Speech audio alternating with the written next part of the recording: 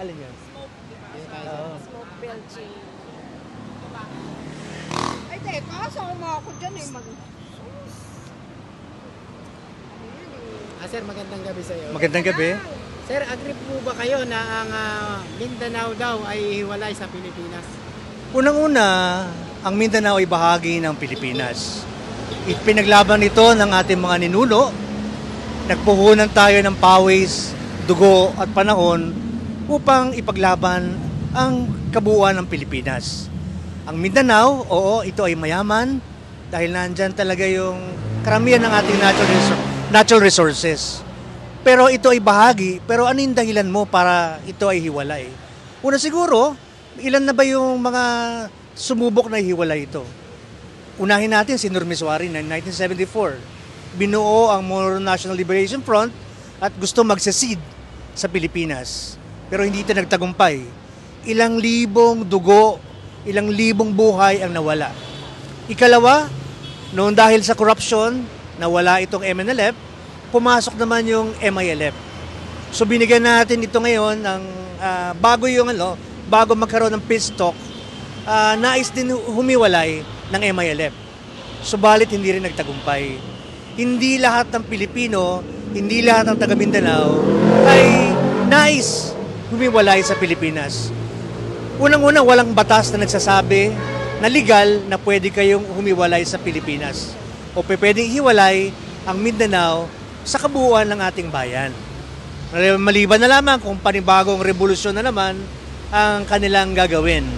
Sinasabi ng dating Pangulo na mapayapang pamamaraan daw. Pero ano yung mapayapang pamamaraan? Paano niya gagawin yon? Walang basihan. Tingin ko lang, merong kinatatakutan kaya nais niyang humiwalay sa Pilipinas ang Mindanao. So walang basihan itong legal. Ito ay tingin ko lang ang kanyang hangarin na ihiwalay ang Mindanao ay dahil sa kanyang pansariling interes. Pansariling interes at hindi interes ng karamihan ng ating mga kababayan Pilipino. Sir, ano naman po masasabi mo sa mga bumabatikos na wala nga daw, nagawa daw ang ating Pangulong Bongbong Marcos? Sa totoo lang, hindi ko ibinoto si Bongbong. Dahil meron din ako pinagdadaanan. Pero dahil siyang ibinoto ng majority ng ating mga kababayan, ito yung panahon para suportahan din ang kanyang administrasyon. Merong hangarin ang Bongbong administration, subalit tingnan natin, bigyan natin ng pamamaraan, give way. Merong bago, yung sinatawag nating bagong Pilipinas. Sinasabi naman ng ating Pangulo na kumanap tayo ng bagong paradigm. So bumubuo tayo ng framework. Ito yung panahon na tayo mag-usap, ano ba talaga ang hangarin natin? Hindi ito yung panahon ng paghihiwalay, pag-aaway-away. Buuin natin. Ang ating ekonomiya ay naapektuhan, hindi ng Pilipinas lamang. Ang global recession ay marami. Sa ating buong mundo ay patuloy naman yung inflation na tayo ay naapektuhan. Narito pa rin actually yung tinatawag nating mas marami pa rin sa atin ang naghahangad ng mga mga Western products. Pero bihira sa atin ngayon, yung mga Pilipino na naghahangad ng Pilipino ang kailangang tangkilikin. So sa ngayon, ang tingin ko, bigyan pa natin ng ilang pagkakataon ang pamahalaang Marcos. Meron yan Merong nais dyan na dapat nating suportahan. Hindi porket hindi ko siya ibinoto, hindi ko siya susuportahan. Pero pag meron ng nagawang hindi maayos ang ating pamahalaan ngayon, ito yung panahon para siya ibatikusin. Merong space para siya ibatikusin. Merong media, katulad dito, pwede natin siya batikusin. Meron tayong demokrasya, pwede natin sabihin sa kanya na, Presidente, medyo lumiliis ka na po sa iyong ipinangako. Baka pwedeng gubiya ka naman. At tingin ko, pwede siya makinig. Bagamat, kailangan baguhin yung mga kordon.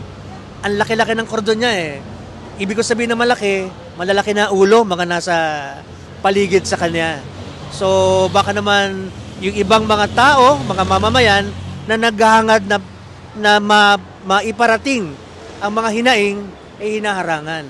So baka maganda, mahal na Pangulo, merong mga tao mo na naghahangad na sirain ka.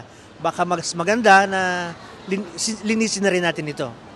Sir, ano naman po ang masasabi natin dahil po marami pong pabahay siya at napamahagi ang mahihirap na kababayan natin? Actually, sa ngayon talaga, ito isa sa mga pinangako nating Pangulo. Hindi ito maibibigay ng bukas, ibibigay ko to. Dahan-dahan yan. Dahil tingin ko, naniniwala pa rin ng Pangulo natin sa proseso. So hindi yan basta babawiin mo yung lupa na yan, ipamamahagi mo na agad. Merong pamamaraan, legal na pamamaraan, upang ipamahagi yung mga bahay. Ang bahay, hindi pa pwedeng gawin yan ng isang araw lang. Siyempre, hindi ba? So, kailangan din yan ng batas. So, ngayon, meron ng batas, unti-unti, nakita ko naman na ipamamahagi na. Pero siyempre, hindi lahat. Marami pa rin sa ating mga Pilipino na itinatawag nating professional squatter. Bibigyan ng bahay, tapos iiwanan, ibebenta yung bahay. Siguro, yung isa sa mga dapat nating tanggalin sa kultura ng Pinoy. Unti-unti siguro, may pamibigay na natin Pangulo. Ilan na ba yung mga naibigyan niya ng bahay? Dumadami na rin. Pero sana ito ay ingatan. Mai-monitor natin, mai-monitor nila yung mga nabigyan ng bahay. At sana, patuloy na mabigyan yung mga mas nangangailangan ng bahay. No? Tapos, siyempre, hindi lang bahay, kundi hanap buhay. Bahay, hanap buhay, at yung kalusugan ng mamamayan. Sir, ano naman po ang masasabi natin dahil isa rin po ang karamihan ng mga magsasaka ang nakikinabang rin po at napamahagian na po ng lupain.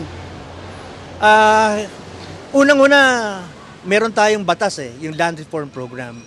Tingin ko naman, unti-unti na ipamamahagi ng ating Pangulo yung ating Land Reform Program o yung mga lupaing agraryo. Pero alam nyo, medyo masalimuot pa rin yung batas na yan Ang hirap kasi marami pa rin mga komprador, marami pa rin mga nag-aari ng lupa na kino-convert. Alam natin yan, di ba? Alam natin kung sino yung mga politiko na imbis na agrarian reform, ginagawa nilang subdivision, ginagawang building para makaiwas doon sa pamamahagi ng lupa. Tama lang na ipamahagi ng ating pamahalaan, ni Bongbong Marcos, ng ating Pangulo, yung mga lupa para lamang doon sa mga magsasakang nangangailangan. Kung wala ang mga magsasaka, wala tayong kakainin. Kung wala ang mga magsasaka, gutom ang Pilipinas. Ang magsasaka ay pangunahing puwersa ng ating lipunan upang tayo ay maging malusog, maging maayos ang ating lipunan. Sir, panawagan nyo na lang po sa ating Presidenteng Bongbong Marcos. Magandang gabi po, Pangulo. Narito po kami ngayon sa inyong harapan upang manawagan. Alam namin na meron kayong mabuting puso. Kung kaya't kami nananawagan sa inyo na sana po ang ilan sa inyong mga ipangako ay maipatupad na ng maayos. At sana po yung mga ilang mga kordon o yung ilang mga umaharang sa inyong pangarap sa ating bayan, sa ating mga mamamayan, ay unti-unti sanang mawala. Alam ko po na iwala na iba, pero sana po agad namin, mahal na Pangulo, na ipatupad nyo na po ang mga batas, ang mga naipangako ninyo sa amin na kahit dahan-dahan, willing to wait. Meron pa naman pong ibang panahon para dito. At kami bilang mga senior citizen, kasama ang ilang sektor ng ating lipunan, ang mga kabataan at ang kababaihan at ang mga nasa sektor ng kalusugan ay nananawagan po sa inyo na ipatupad na po ninyo ang mga batas na naglalayong mapaayos, mapabuti at maging kagalingan ng mas nakararaming Pilipino. Yun, maraming salamat po. Maraming salamat din po.